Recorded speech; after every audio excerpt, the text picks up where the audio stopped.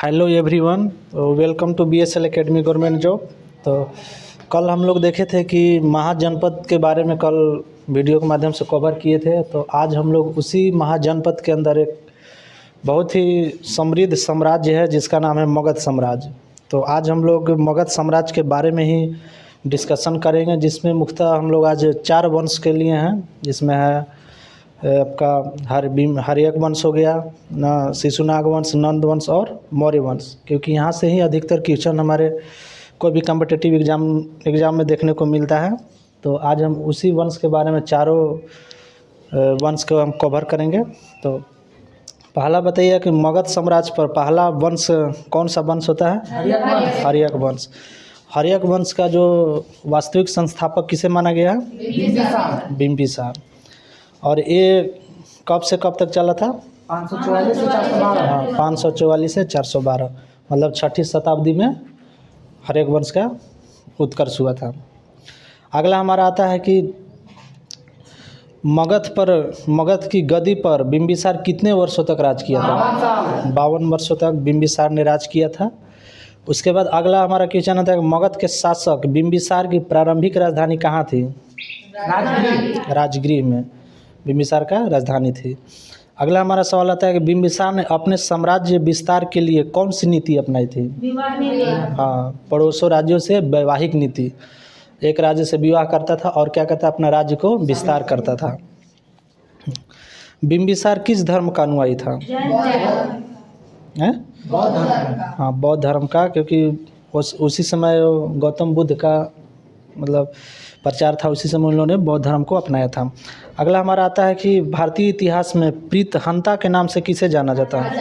अजातशत्रु, क्योंकि इन्होंने ही अपने पिता बिंबिसार की हत्या करके और गद्दी पर बैठा था। अजातशत्रु कब गद्दी पर बैठा था? 493 ईस्वी में बिंबिसार को हत्या करके और अगला शासक बना था ना। ठीक है, अगला हमारा आता है कि अजातशत्रु को और किस नाम से जाना जाता है? कुनिक। हाँ, कुनिक और प्रीतहंता ना। और ये कितने सालों तक राज किया था? 32 वर्षों तक अपना शासन किया था अजातशत्रु। अगला आता है कि अजातशत्रु ने वैशाली जनपद को किसकी सहायता से जीता था? तो इसमें है कि कूटनीतिज्ञ मंत्री वर्षकार की मदद से इन्होंने वैशाली राज्य को जीता था। अगला हमारा आता है कि प्रथम बौद्ध संगीति का आयोजन किसके शासनकाल में हुआ था? अजातशत्रु के ही काल में प्रथम बौद्ध संगीति का आयोजन किया गया था। और यह कब किया गया था? 483। प्रथम बौद्ध संगीति कब हुआ था? 483 ईसा पूर्व में ना। किसके शासनकाल में? अजातशत्रु के। और पूछ दिए कि उस समय का अध्यक्ष कौन था? महाकश्यप। अध्यक्ष कौन था? महाकश्यप, जो प्रथम बौद्ध संगीति का संचालन किया था। अगला हमारा था कि बिंबिसार ने कहाँ की नर्तकी पर मोहित होकर उसे विवाह कर लिया था? तो उसमें था कि वैशाली की एक नर्तकी थी अम्रपाली, जिससे वो मोहित होकर वहाँ उसे विवाह कर लिया था। उसी से एक पुत्र का जन्म हुआ था जिसका नाम जीवक था। अगला हमारा आता है किसके शासनकाल में महात्मा बुद्ध की परिनिर्वाण की प्राप्ति हुई थी? हाँ, अजातशत्रु जब शासन था उसी समय 483 में वो क्या हुए थे? परिनिर्वाण प्राप्त हुए थे। अगला आता है कि पाटलिपुत्र की स्थापना किसने करवाया था? उदयन। उदयन किसका पुत्र था?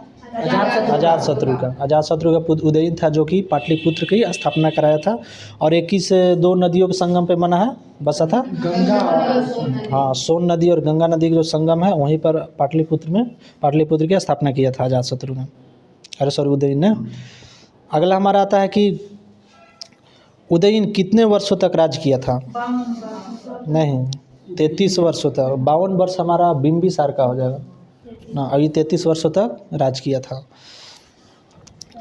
अगला आता है कि हर्यक वंश का अंतिम शासक कौन था? नागदशक। हर्यक वंश का अंतिम शासक था नागदशक ना, जो किसका पुत्र था? उदयन का पुत्र था नागदशक, जिसको मारकर या हटाकर कौन सा वंश की स्थापना किया गया था? हाँ, शिशुनाग वंश का। शिशुनाग वंश की स्थापना किया था, जिसका संस्थापक किसे माना गया? शिशुनाग। शिशुनाग को ही माना गया। और यह कब गद्दी पर बैठा था? 412 ईस्वी में शिशुनाग ने बैठा था गद्दी पर। इसका काल माना गया है 412 से 394 ईस्वी तक शिशुनाग वंश का काल माना गया है। अगला था कि शिशुनाग ने अपनी राजधानी कहाँ पर स्थापित की? वैशाली में। शिशुनाग पहले जो बिंबिसार का राजधानी था राजगीर में, वहाँ से जो पाटलिपुत्र लाया था, उसके बाद फिर वैशाली में शिशुनाग ने ले गया था अपना राजधानी को। अगला हमारा आता है कि शिशुनाग का उत्तराधिकारी कौन था? कालाशोक। कौन था उत्तराधिकारी? कालाशोक, अगला शासक बनने वाला।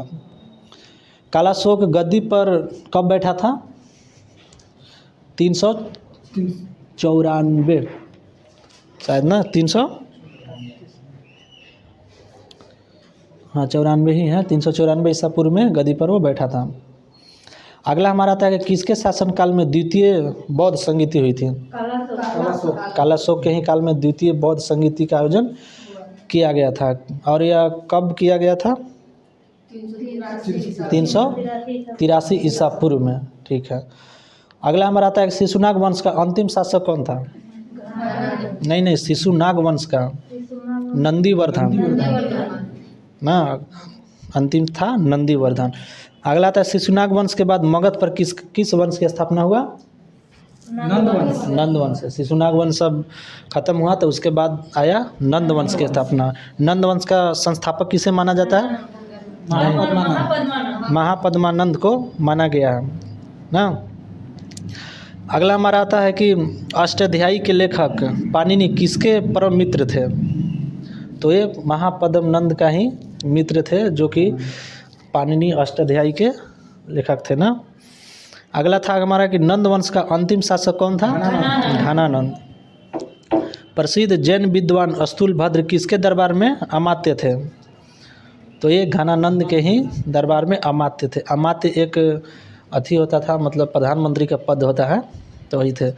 नंद वंश का शासक घनानंद किसके समकालीन था?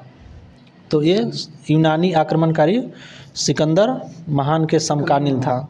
इसी के समय सिकंदर महान जो था, क्या होता है, भारत के अंदर आक्रमण किया था। अगला हमारा था किसके शासनकाल में सिकंदर महान ने पश्चिमोत्तर भारत पर आक्रमण किया था? घनानंद के ही काल में 326 ईसा पूर्व में क्या किया था सिकंदर महान? पश्चिमोत्तर भारत मतलब कि पंजाब के क्षेत्र में आक्रमण किया था। उस समय के राजा कौन वहाँ के थे? नहीं, वहाँ के राजा पोरस थे, जिसमें सिकंदर और पोरस के बीच युद्ध हुआ था, जिस युद्ध को हम जानते हैं हाइडे स्पीच या झेलम का युद्ध, उस युद्ध के नाम से विख्यात है ना। अगला था कि सिकंदर महान कहाँ के रहने वाला था? मकदूनिया का रहने वाला था सिकंदर। उसका गुरु कौन था सिकंदर का? अरस्तु था सिकंदर के गुरु, समझिए ना। अगला हमारा आता है कि घनानंद को हराकर किस वंश का स्थापना किया गया था? मौर्य वंश। मौर्य वंश को हराकर, नंद वंश घनानंद को हराकर मौर्य वंश की स्थापना किया गया था, जो कि मौर्य वंश का संस्थापक किसे माना गया है? चंद्रगुप्त मौर्य के। किसकी सहायता से? चाणक्य की सहायता से। ठीक है। अगला हमारा आता है कि चाणक्य किसकी प्रधानमंत्री थे? तो चंद्रगुप्त मौर्य के ही प्रधानमंत्री थे ना। और अगला है कि चंद्रगुप्त मौर्य अपनी राजधानी कहाँ बनाया? पाटलिपुत्र। कहाँ बनाया? पाटलिपुत्र को अपनी राजधानी बनाया था। और ये किस धर्म को मानता था? नहीं, जैन धर्म को मानने वाला था ये। चंद्रगुप्त ने अपने जैन धर्म की शिक्षा ली थी किससे? नहीं, जैन धर्म की शिक्षा किससे ली थी? तो भद्रबाहु से। किसे ली थी? भद्रबाहु से जैन धर्म की शिक्षा ली थी। अगला हमारा था कि चंद्रगुप्त मौर्य और सेल्यूकस निकेटर के मध्य कब युद्ध हुआ था? 305 ईसा पूर्व में चंद्रगुप्त मौर्य और सेल्यूकस निकेटर के बीच युद्ध हुआ था। सेल्यूकस निकेटर हमारा सिकंदर महान का ही एक सेनापति था, जो जब सिकंदर महान यहाँ से वापस जा रहा था, उस समय इनने प्रतिज्ञा किया था कि मैं मगध पर आक्रमण जरूर करूँगा, क्योंकि सिकंदर महान आक्रमण नहीं कर पाया था। इस क्षेत्र में। तो वापस पुनः सिकंदर जब ये सेल्यूकस राजा बना वहाँ का यूनान का, तो वह आक्रमण किया 305 ईस्वी में। और वो समय के राजा यहाँ के कौन थे? चंद्रगुप्त मौर्य। दोनों के बीच युद्ध हुआ था 305 ईसा पूर्व में। अगला हमारा था कि मेगास्थनीज किसका राजदूत था? तो ये नहीं, सेल्यूकस निकेटर का राजदूत था। और यह कौन सा एक बुक लिखा है मेगास्थनीज? इंडिका फेमस है बुक, जो कि मेगास्थनीज के द्वारा लिखा गया है। और यह मौर्य साम्राज्य का पूरा मतलब प्रशासनिक व्यवस्था के बारे में व्याख्या किया था। अगला हमारा है कि यूनानी विद्वानों ने चंद्रगुप्त मौर्य को क्या कहते थे? सेंड्रोकोटस कहते थे चंद्रगुप्त मौर्य को। अगला है कि चंद्रगुप्त मौर्य की मृत्यु किस स्थान पर हुआ था? श्रवण बेलगोला ना, उपवास विधि से, किस विधि से? उपवास विधि से श्रवण बेलगोला स्थान है, वहाँ श्रृंगेरी पर्वत पर अपना उपवास विधि से आत्मदाह किए थे। अगला हमारा था कि चंद्रगुप्त के बाद अगला शासक कौन बना? बिंदुसार। चंद्रगुप्त के बाद कौन बना? बिंदुसार गद्दी पर कब बैठा था ये? तो 298। कब बैठा था? 298 में गद्दी पर बैठा था। बिंदुसार को और किस नाम से जाना जाता है? अमित्रघात। किस नाम से? अमित्रघात के नाम से जाना जाता है। अगला माता था कि बिंदुसार के दरबार में कौन सा विदेशी राजदूत आया था? नहीं, डायमेकस। कौन आया था? डायमेकस। फहियान दूसरा में आया था, एनसांग में शायद। अगला हमारा था कि बिंदुसार के दरबार में प्रधानमंत्री कौन थे? तो यही चाणक्य ही थे। कौन थे? चाणक्य ही थे। चंद्रगुप्त मौर्य के भी समय थे ये भी, और बिंदुसार के समय भी यही वहाँ का प्रधानमंत्री थे। मौर्य साम्राज्य में प्रधानमंत्री को क्या कहा जाता था? अमात्य। क्या बोला जाता था? अमात्य कहा जाता था। मौर्य प्रशासन में वन विभाग को प्रधान को क्या कहा जाता था? आटविक। क्या बोला जाता था? आटविक बोला था। जो वन का प्रधान होता था उसको आटविक कह के बुलाया जाता था। बिंदुसार किस संप्रदाय का अनुयायी था? हाँ, मतलब ये आजीवक संप्रदाय के था ये। अगला हमारा था कि बिंदुसार के बाद अगला राजा कौन बना? अशोक। कौन बना था? अशोक। ये कब बैठा था गद्दी पर? 269 ईसा पूर्व में यह गद्दी पर बैठा था।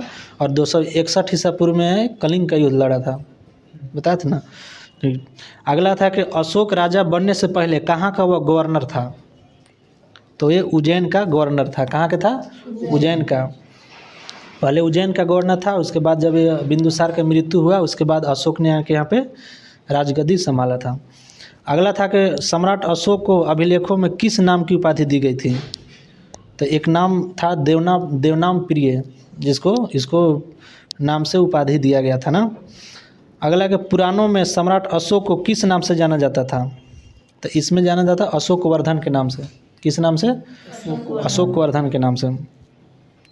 अगला था कि सम्राट अशोक का कितने शिलालेख हैं?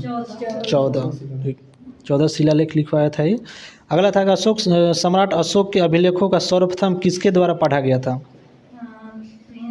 जेम्स किसके द्वारा? जेम्स प्रिंसेप के द्वारा 1837 ईस्वी में पढ़ा गया था उसके अभिलेखों के। अगला है कि सम्राट अशोक कलिंग पर कब आक्रमण किए थे? 261 ईसा पूर्व में कलिंग पर आक्रमण किए थे। सम्राट अशोक के समय कलिंग की राजधानी थी तोसली। कौन सी थी? तोसली। राजतरंगिणी के रचयिता कौन है? कल्हन राजतरंगिणी के रचयिता। अगला है कि किसने सम्राट अशोक को बौद्ध धर्म की शिक्षा दी थी? बौद्ध धर्म की शिक्षा सम्राट अशोक को कौन सा व्यक्ति था जो दिया था इनको? तो उपगुप्त ने दिया था। कौन दिया था? उपगुप्त। अगला है कि वे अभिलेख जो गुफा पर उत्कीर्ण है कहलाते हैं क्या? तो वो कहलाते हैं गुफा अभिलेख ना। अगला हमारा आता है कि सम्राट अशोक के किस अभिलेख में आर्थिक स्थिति का पता चलता है? तो रुमनीदेई अभिलेख है जिसमें कि उनको आर्थिक स्थिति के बारे में वर्णन किया गया था। सांची का स्तूप का निर्माण किसने करवाया था? अशोक ने ही करवाया था सांची स्तूप का निर्माण। अगला आता है कि तीसरा बौद्ध संगीति किसके शासनकाल में हुआ था? अशोक के ही काल में तीसरा बौद्ध संगीति का आयोजन किया गया था। वो कब किया गया था? 250 से 55 माना गया है ना तीसरा बौद्ध संगीति। चौथा था उस 98 ना, चौथा था। और इसमें अध्यक्षता कौन की थी? नहीं, मोगलीपुत्र तीस, मोगलीपुत्र तीस था जो कि इसकी अध्यक्ष था की थी। कौटिल्य के द्वारा रचित पुस्तक का क्या नाम है? अर्थशास्त्र। क्या है? अर्थशास्त्र। कौटिल्य को और किस नाम से जाना जाता है? विष्णुगुप्त और चाणक्य। हाँ, चाणक्य विष्णुगुप्त से जाना जाता है, जो कि अर्थशास्त्र नामक बुक इन्होंने लिखे थे। अगला था कि अशोक के शिलालेख पर किस लिपि का प्रयोग किया गया है? ब्राह्मी। ब्राह्मी लिपि ना, ठीक है। सम्राट अशोक किसका उत्तराधिकारी थे? बिंदुसार के। बिंदुसार के उत्तराधिकारी थे, पुत्र थे ना, ठीक है। अगला था कि कलिंग युद्ध का विवरण किस अभिलेख से प्राप्त हुआ है? जो कलिंग युद्ध हुआ था वो किस 14वें शिलालेख में, किस अभिलेख में इसका वर्णन किया गया? 13वें। कौन सा अभिलेख में? 13वें अभिलेख में क्या है? कलिंग युद्ध का वर्णन किया गया। अगला है कि अशोक के किस शिलालेख के द्वारा दक्षिण भारत में भारतीय राज्यों का उल्लेख किया गया? तो ये हमारा द्वितीय शिलालेख है जिसमें कि वर्णन किया गया है दक्षिण भारत के राज्य, कोई राज्य होंगे जिसका वर्णन किया गया है इसमें। अगला है कि मौर्य वंश में प्रचलित मुद्रा कौन सी थी? पन जो है मौर्य वंश में प्रचलित मुद्रा थी ना। अगला है कि बिंदुसार ने विद्रोहियों को कुचलने के लिए अशोक को कहाँ भेजा था? हाँ, तक्षशिला में। कहाँ पे? तक्षशिला में एक विद्रोह हो गया था जिसमें कि बिंदुसार ने अपने पुत्र अशोक को वहाँ भेजा था उनको दबाने के लिए। अगला है कि मुद्रा राक्षस के लेखक कौन है? तो नाम सुने होंगे विशाख दत्त, जो कि मुद्रा राक्षस के लेखक है ना। अगला है कि मौर्य काल में शिक्षा का प्रमुख केंद्र कौन था? तक्षशिला। तक्षशिला यूनिवर्सिटी के नाम सुना है? वही था, बहुत फेमस एक संस्थान था वहाँ का शिक्षा का ना। वहीं के आचार्य थे कौन? चाणक्य। तक्षशिला विश्वविद्यालय का आचार्य कौन थे? चाणक्य। श्रीनगर की स्थापना किस मौर्य शासक ने करवाया था?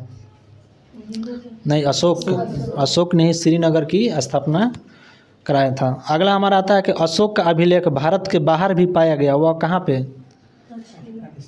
अफगानिस्तान। कहाँ पे? अफगानिस्तान स्थान है जहाँ भी, वहाँ भी एक शिलालेख मिला है अशोक के द्वारा लिखा गया था। अगला हमारा आता है कि अशोक ने श्रीलंका में बौद्ध धर्म के प्रचार हेतु किसे वहाँ भेजा था? तो अपने पुत्र और पुत्री को भेजा था, जो कि पुत्र महेंद्र था और पुत्री का नाम संघमित्रा था, जो कि बौद्ध धर्म के प्रचार के लिए भेजा था। कहाँ पे? श्रीलंका में। अगला हमारा आता है कि अशोक की मृत्यु कब हुई थी? तो 232 ईसा पूर्व में क्या हुआ था? अशोक की मृत्यु हो गई थी। तो आज हम लोग इस वीडियो के माध्यम से चारों वंश का कवर किए टॉपिक। तो आज का हमारा सेशन समाप्त होता है। Thank you.